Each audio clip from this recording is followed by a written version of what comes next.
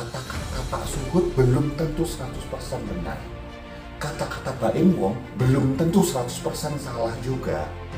Gitu, bahwa apa yang dilakukan Baim Wong itu.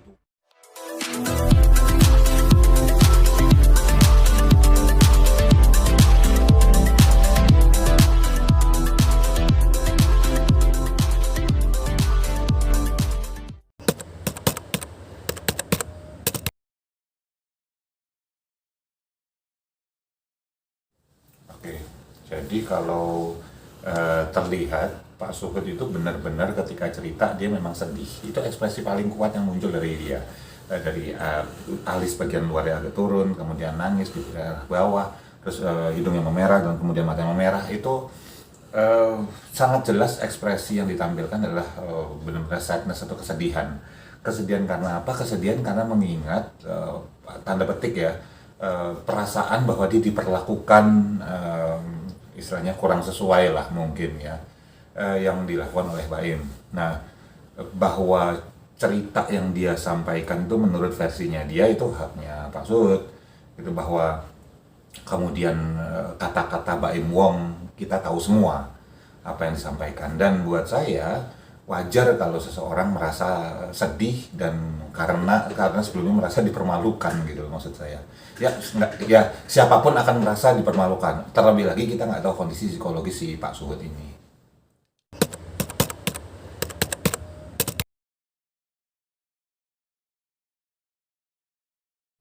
Saya tidak melihat ini ya kemarahan dari Pak Suhut ya.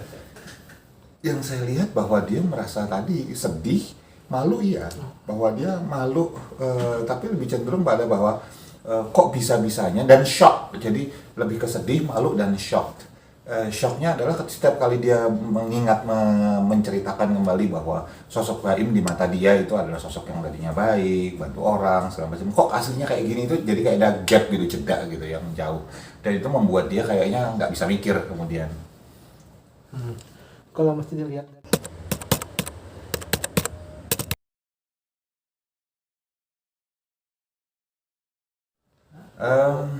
buat saya yang disampaikan Pak Suhut ini lugas, langsung to the point, dan nggak ada sesuatu yang aneh-aneh istilahnya yang dia sampaikan. Dia menyampaikan dalam kapabilitas dia, dalam cara dia. Adapun kalau misalnya ada beberapa hal yang perlu kita perhatikan adalah bahwa misalnya kalau dia nggak mungkin misalnya mepet, itu opini. Kenapa? Kalau dibilang bahwa motor gede nggak mungkin dipepet motor kecil, kita kalau bicara jalannya kosong melompong, ya iya nggak mungkin mepet. Kalau bicara masalah jalan Jakarta, ya sepeda aja bisa mepetin motor sih, atau mepetin Ferrari dipepet sepeda juga bisa gitu. Maksud saya kenapa? Macet. Jadi gini, saya nggak bisa bilang, saya nggak berani bilang dan bahwa yang benar Baim, yang benar atau Pak Suhut, agak susah karena kita nggak ngelihat CCTV kejadiannya seperti apa. Kalau kita ngelihat CCTV-nya itu baru fair. Jadi kita juga jangan kemudian bilang bahwa Baim salah total atau bahwa Pak Suhut benar total atau sebaliknya, nggak bisa gitu loh. Sekali lagi, kalau basisnya adalah motor besar nggak mungkin pepet motor kecil. Yuk lihat yuk di jalan Jakarta, yuk pernah nggak gitu motor besar dikejar motor kecil? Ya gimana ngebutnya, orang macet gitu ya. Apalagi segede gitu motor, nggak bisa selip kayak motor lain yang kecil, lebih lincah motor kecil. Dan kalau apakah seseorang dengan usia misalnya yang tua gitu misalnya, apakah nggak bisa mengendarai motor dengan cepat? Gini lah, kita nggak usah inilah ya, nggak usah apa namanya sok kayak nggak ngerti gitu di jalanan Jakarta. Mau setua apapun yang naik motor, mau ngebut ya ngebut aja gitu, mau tiba-tiba di lampu merah nyelonong aja gitu. Nggak ada hubungannya sama umur, hubungannya sama memang gimana seseorang berkendara di jalanan. Dan kalau apakah nggak mungkin kemudian seseorang itu apakah berbohong, apakah melakukan mepet segala macam, dan hubungannya dengan apakah itu orang sholat Jumat, Islam. Di luar sana banyak kok orang yang beragama apapun, yang baik atau nggak baik, yang jujur, yang bohong banyak. Nggak bisa nggak bisa basisnya agama tertentu terus kemudian jadi jujur, agama lain kemudian jadi nggak jujur, nggak bisa kayak gitu loh. Jadi kalau saya malah melihat adalah bahwa ini udah hitungannya bukan klarifikasi, ini kayak serang-serangan aja udah, dengan semua kepentingan di balik itu semua. Jadi buat saya ya, malah Pak Suhut ini malah jadi komoditas. Komoditas buat takimnya, komoditas buat nyainya, dan komoditas buat orang-orang yang nempel Pak Suhut ini dengan selimut bahwa oh demi ini segala macam. Untuk apa? Ya bagus sih kalau misalnya ada Pak Suhut di sini, itu lumayan juga untuk pansos saya ikutan naik gitu, nggak apa-apa juga sih gitu.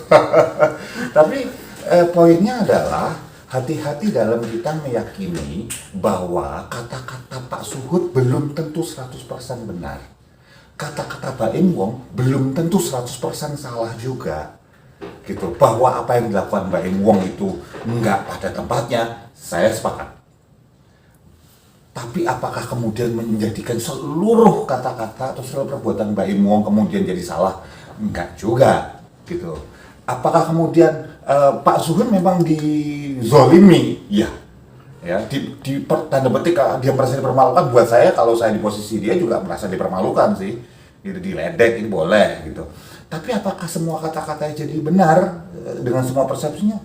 Ingat bahwa persepsi itu tergantung siapa yang melihat, cara melihatnya, dan bagaimana kejadiannya. Itu dulu basisnya.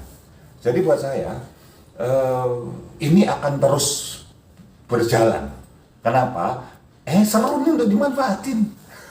Banyak yang menempel ya Mas? Banyak yang, ya ada gula, ada semut. Nah kebetulan gulanya ini Pak Suhut. Gitu ya, kalau saya tahu alamatnya atau nomor telepon, saya juga mau nempel lah gitu, mau ikutan pansos gitu kalau boleh. Mumpung bagus, mumpung cepet nih gitu. Tapi kan nggak gitu caranya ya bos. Maksudnya kita perlu membuka wawasan nih. Belum tentu orang kaya itu yang Mbak Wong ini mewakili orang kaya misalnya pasti salah. Belum tentu orang yang tidak berpunya ini pasti benar. Dia punya kebenaran di sisi A, B, C. Di D, E, F-nya belum tentu.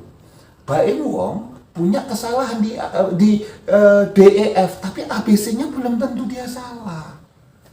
Jadi gini loh, kalau buat saya, kita perlu meletakkan secara proporsional. Yang mana yang bisa kita ambil basisnya fakta, yang mana yang harus kita pelajari di situ, jangan sampai kita melakukan itu. Itu aja. Jangan lupa ya di subscribe dan nyalakan lonceng notifikasinya.